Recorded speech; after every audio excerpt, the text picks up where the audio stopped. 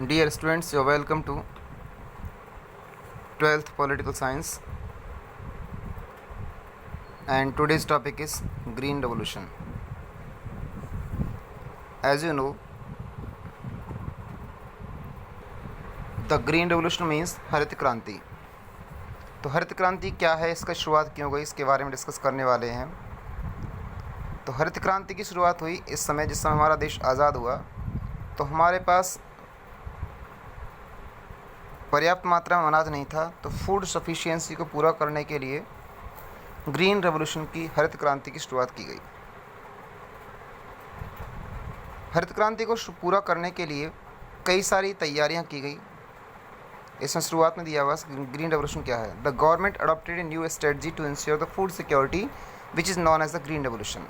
तो सरकार के द्वारा खाद्यान्न आपूर्ति को पूरा करने के लिए जो कदम उठाए गए, उनको हरित क्रांति या ग्रीन रेवोल्यूशन का नाम दिया गया. इसके लिए बहुत सारे रिसोर्स को यूज़ किया गया. इरिगेशन फैसिलिटीज़ को प्रॉपर बनाया गया. फार्मर्स को प्रॉस्पिरस बनाने के लिए insecticides, pesticides, machineries, different types के इक्विपमेंट्स जो थे वो डेवलप किए गए. इसका जो सबसे ज़्यादा जो फ़र्क पड़ा वो पड़ा वीट और राइस की कल्टीवेशन पर, अर्थात धान या चावल की खेती और गेहूं की कृषि पर इसका सबसे ज़्यादा प्रभाव पड़ा. अब हम बात करें अगर राज्यों की, तो राज्यों में सबसे ज़्यादा इसका फ़र्क पड़ा जो प्रॉपरली इरीगेटेड एरियाज़ थे, जहाँ पर सिंचाई की प्रॉपर व्यवस्था थी, उचित व्यवस्था थी, जैसे कि हरियाणा, पंजाब और वेस्टर्न उत्तर प्रदेश. इन पर इसका काफ़ी प्रभाव पड़ा हरित क्रांति का. गवर्नमेंट ने इसके लिए हाई क्वालिटी सीड्स, इसको HI सीड्स कह सकते हैं, fertilisers, pesticides, better irrigation facilities develop की. इसके लिए बहुत बड़ी मात्रा में किसानों को सब्सिडीज़ दी गई और सब्सिडी से सीड्स पर, फर्टिलाइजर्स पर, पेस्टिसाइड पर दी गई. इसके अलावा किसानों को गारंटी दी गई कि उनके द्वारा जो उत्पादित जो पदार्थ हैं, जो प्रोडक्ट्स हैं, उनको जो है ख़रीदा जाएगा. जैसे कि आज भी जो गवर्नमेंट है किसी भी फसल के सोइंग सीजन से पहले MSP डिक्लेयर करती है. उस फसल का MSP होता है मिनिमम सपोर्ट प्राइस, न्यूनतम समर्थन जो मूल्य है उसको डिक्लेयर किया जाता है, ताकि किसान अपनी इच्छा के अनुसार उस फसल को इरीगेट कर सकें, उसको उगा सकें. अब इनका जो प्रयास था ग्रीन रेवोल्यूशन का, ये सारे जो साझे जो प्रयास थे तो उन्हें पढ़ा, उसी का नाम दिया गया ग्रीन रेवोल्यूशन. तो इस टॉपिक में हमने पढ़ा व्हाट इज़ ग्रीन रेवोल्यूशन. और इसके जो ग्रीन रेवोल्यूशन के जो फादर हैं वो माने जाते हैं एम स्वामीनाथन को भारतीय हरित क्रांति का जनक माना जाता है.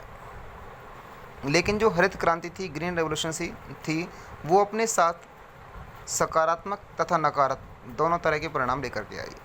तो at first we will read about the positive impacts of the green revolution. तो ग्रीन रेवोल्यूशन की वजह से, तो आपने जैसे पढ़ा कि इसकी वजह से क्या हुआ, फसलों के उत्पादन में काफ़ी तेज़ी से बढ़ोतरी हुई. Due to this the yield of the agriculture increase.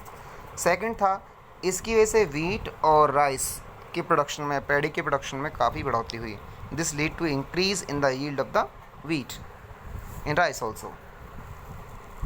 Areas like Punjab, Haryana and western Uttar Pradesh prospered. हरित क्रांति के कारण पंजाब, हरियाणा और पश्चिमी उत्तर प्रदेश का जो क्षेत्र था वो काफ़ी समृद्ध हो गया, प्रॉस्पेरस हो गया. और इसकी वजह से किसानों की जो आर्थिक हालात थे, उनकी जो माली हालत थी, उससे सुधार आया. तो ये थे इसकी हरित क्रांति के सकारात्मक प्रभाव. अब पढ़ते हैं हरित क्रांति के कुछ नकारात्मक प्रभाव भी थे. तो उनमें से पहले इंग्लिश में रीड करेंगे, उसके बाद हिंदी इसको बताएंगे हम. इसकी वजह से, ग्रीन रेवोल्यूशन की वजह से, due to the green revolution the gap between the poor farmers and the big landlords increased. इसकी वजह से गरीब किसानों और बड़े ज़मींदारों के बीच का जो अंतर था, गैप था, वो काफ़ी बढ़ता चला गया. क्योंकि जो बड़े जो ज़मींदार थे उनके पास क्या आने लगी, मशीनें थी. तो मशीनें होने की वजह से क्या हुआ कि वो अपना सारा काम बजाय पुअर फार्मर्स को देने के, अपना ज़मीनें पुअर फार्मर्स को पट्टे पर देने की बजाय या उनको किराए पर देने की बजाय, वो अपना सारा काम खुद करने लगे. किसकी वजह से, न्यू टेक्निक्स आने की वजह से, new machineries, tractors, land levellers, इस तरह की मशीनरीज आने की वजह से, या वीट हार्वेस्टर, कंबाइन मशीन, इस तरह की मशीनें आने की वजह से वो अपना सारा काम खुद करने लगे. इसकी वजह से क्या है, जो बिग फार्मर्स थे, बिग लैंडलॉर्ड्स थे, वो प्रॉस्पेरियस होते चले गए, समृद्ध होते चले गए. जबकि जो छोटे किसान थे वो उन और मतलब एक तरह से, मतलब उनकी समृद्धि में काफ़ी जो प्रभाव पड़ा, या कह सकते हैं वो उतने प्रॉस्पेरियस नहीं रहे. अब नेक्स्ट है emergence of middle class land ऑनिंग farmers, और उसकी वजह से एक उद्भव हुआ middle class land owner farmers का, मध्यम वर्गीय जो किसान थे उनका उदय हुआ। पहले क्या था कि या तो बड़े लैंडलॉर्ड्स थे या बहुत छोटे किसान थे, लेकिन अब जो एक नए वर्ग का उदय हुआ मिडिल क्लास लैंड ऑनर्स का। जो मिडिल क्लास लोग थे जिनके पास लगा कि हाँ कि हमारे पास थोड़ी बहुत ज़मीन, इस पर काफ़ी मतलब खेती बाड़ी करें या उन पर अगर मेहनत की जाए तो अपने लायक और अपने साथ साथ मतलब इंडस्ट्रीज़ के लिए या कह सकते हैं खेती बाड़ी के लिए, इसके बाज़ारों के लिए, मार्केट के लिए हम जो है उसको फसलों को उगा सकते हैं। तो उन्होंने मशीनरीज़ का यूज़ किया, ट्यूबवेल्स या इरीगेशन फैसिलिटीज़ को प्रॉपर किया, और मशीनरीज़ के द्वारा जो है ना केवल फूड सफिशिएंसी को क्रिएट किया बल्कि इसके साथ साथ मार्केट में भी अपने प्रोडक्ट्स को बेचने के लायक हो पाए। तो इस तरह से मिडिल क्लास का उदय भी इसकी वजह से हुआ। तो ग्रीन रेवोल्यूशन की वजह से क्या हुआ, फूड सफिशिएंसी बढ़ी, प्रोडक्शन जो था राइस का, व्हीट का काफ़ी बढ़ करके देश में आया, और देश जो था एक फसलों की तरफ से एक आत्मनिर्भर जो था बना इसकी वजह से। इसके अगले जो नेगेटिव इम्पैक्ट्स में कह सकते हैं, सैलिनिटी, लगातार मतलब वाटर दिया जाने मतलब इरीगेशन करने की वजह से लगातार पानी की बहुत ज़्यादा मात्रा यूज़ करने की वजह से जो सैलिनिटी है वो बढ़ जाती है, सॉइल डिग्रेड होती है इसकी वजह से, क्योंकि जो HI होते हैं, पेस्टिसाइड्स होते हैं, इंसेक्टिसाइड्स होते हैं, या DAP, यूरिया, इस तरह के जो फर्टिलाइजर्स यूज़ किए जाते हैं उनमें क्या है बहुत ज़्यादा पानी की आवश्यकता पड़ती है, जिसकी वजह से क्या होता है लैंड लॉगिंग्स की प्रॉब्लम भी जो है क्रिएट होने लगी हैं। अब हम बात करते हैं आगे अगले टॉपिक पर, वाइट रेवोल्यूशन या श्वेत क्रांति। श्वेत क्रांति पर लगा हुआ ये लोगो आप देख रहे हैं, the father of white revolution, जो आप पिक्चर देख रहे हैं वो हैं श्वेत क्रांति के जो जनक थे वर्गीस कुरियन, जिनका जन्म हुआ था 1921 एंड डाइड ऑन 2012। वर्गीस जो कुरियन थे उनको श्वेत क्रांति के, भारत में श्वेत क्रांति के जनक के रूप में जाना जाता है, और इन्होंने ही अमूल कोऑपरेटिव्स की स्थापना की।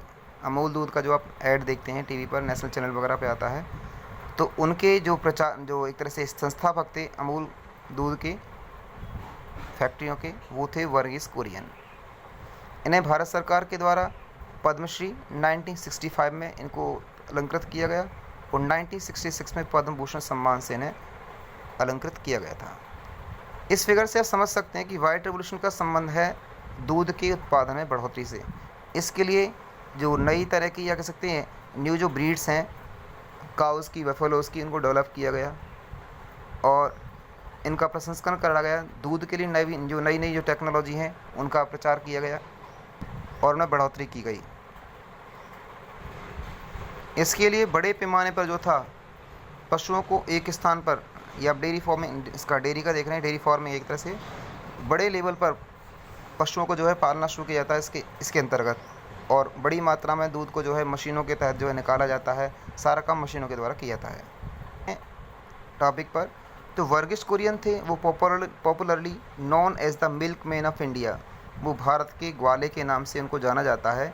Played an important role in the Gujarat cooperative milk and disaster federation and started Amul, और उन्होंने एक महत्वपूर्ण भूमिका अदा की Gujarat cooperative milk and disaster federation के इस्टेब्लिशमेंट करने में, जिसको हम अमूल कहते हैं। It involve 2.5 million milk products, और यह लगभग 2.5 मिलियन मिल्क प्रोड्यूसर्स है। इतना जो मिलियन टन है, 2.5 मिलियन का मतलब हो गया लगभग 25 लाख हो गया। इतना मिलियन टन जो है दूध को प्रोड्यूस करता है गुजरात, और गुजरात से अलावा बाहर के स्टेट्स में। Expansion of this model was called the white revolution, और दूध के इस प्रचार प्रसार के इस मॉडल का नाम ही दिया गया था वाइट रेवोल्यूशन। धन्यवाद।